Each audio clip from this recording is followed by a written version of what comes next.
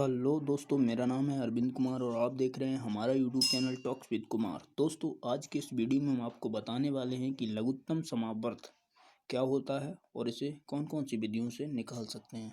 इसको निकालने की दो विधियां होती हैं, गुणनखंड विधि और भाग विधि। दोनों से हम बड़ी आसानी से बताएंगे और उसकी डेफिनेशन भी बताएंगे। जिससे डेफिनेशन आपको पता लगेगी तो आपको समझ में आएगी हाँ वास्तव में लघुत्तम समावर्त होता क्या है। देखो देखो दोस्तों, ये बिल्कुल सिंपल तरीके से डेफिनेशन लिखी हुई है। वह छोटी से छोटी संख्या जो दी गई संख्याओं से पूरी पूरी विभाजित हो जाए। जो दी गई संख्या है उनसे पूरी की पूरी विभाजित हो जाए वह संख्या लेते हैं। जैसे 7, 14, 28 का लासा 28 है। ठीक है, ये हम अभी विधि से निकाल के भी दिखाएंगे। 7, 14, 28 का लासा 28 आया कैसे। देखो यहाँ पर जो डेफिनेशन को फॉलो कर रहा है या नहीं कर रहा है आप देखिएगा। 7 से विभाजित हो रहा है 28, 7 चौक 28।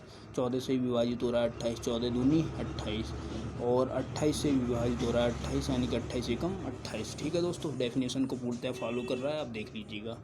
और इसे निकालने की दो विधियाँ होती हैं, कौन कौन सी, गुणनखंड विधि और भाग विधि।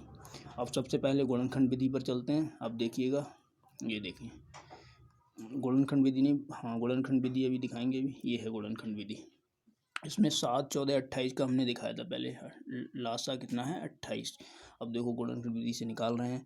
हमने अलग अलग फैक्टर कर लेंगे, तीनों संख्याओं के अलग अलग फैक्टर कर लिए। जैसे 7 का 7 एकम 7 और किसी संख्या से कटेगा ही नहीं, सबसे छोटी संख्या से काटते हैं। तो छोटी संख्या यहाँ पर 7 से ही कट रहा है तो 7 से काट लिया। फिर 14 को काटा हमने 2 से, फिर 7 से।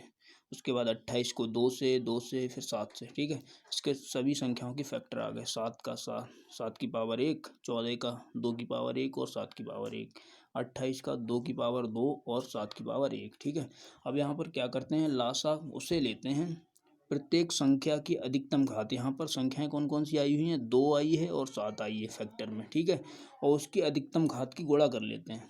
देखो यहाँ पर 2 की अधिकतम घात क्या है, 2 है सिर्फ। 2 की घात 2 तो हमने लिख लिया लासा के आगे। और 7 की अधिकतम घात क्या है, देखना जरा। 7 की अधिकतम घात 1 ही है तो 1 लिख लिया। आप देख लीजिएगा 28 आंसर आया। 28 हमने पहले भी लिखवाया था। ठीक है दोस्तों, ये गुणनखंड विधि हो गई। आप यही प्रत्येक सवाल में यही क्राइटेरिया फॉलो करेंगे, बड़े आसानी से आप गुणनखंड विधि से लासा निकाल लेंगे।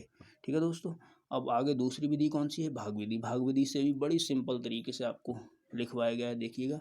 भाग विधि 7, 14, 28 का ही हम लासा फिर से निकाल रहे हैं भाग विधि से। आप देखें, ये बहुत ही सिंपल है। इसमें 7, 14, 28 को लिख लिया एक ही बार में, फिर 2 से काटेंगे। 2 से ही कटेगा, सबसे छोटी संख्या से काटते हैं तो 7 कटेगा नहीं, ऐसे ही लिख लिया। 2 सत्ते 14, 14 कट गया 7 बार में, लिख लिया। और 2 से 14 बार में 28 कट गया। ठीक है, फिर 2 से फिर से कट जाएगा 14, 7 कटेंगे नहीं, वैसे ही लिख लिए। और 2 सत्ते 14, 14 कट गए। ठीक है, अब 7 रह गया। अब ये 7 से ही कटेगा और कोई संख्या से कटेगा नहीं, तो हमने 7 से काट दिया। एक एक आ जाना चाहिए, लास्ट में आ गया। अब इसमें लासा, भाग विधि में लासा में क्या करते हैं कि जो भी संख्याओं से कटा है उन्हीं की गुणा कर देते हैं, लासा आ जाता है। बहुत ही सिंपल है दोस्तों, आप समझ गए होंगे कि लासा गुणनखंड विधि और भाग विधि से कैसे निकालते हैं। अगले वीडियो में हम आपको मासा बताएंगे, गुणनखंड विधि और भाग विधि, और मासा की डेफिनेशन होती क्या है उसको अच्छे से समझाएंगे।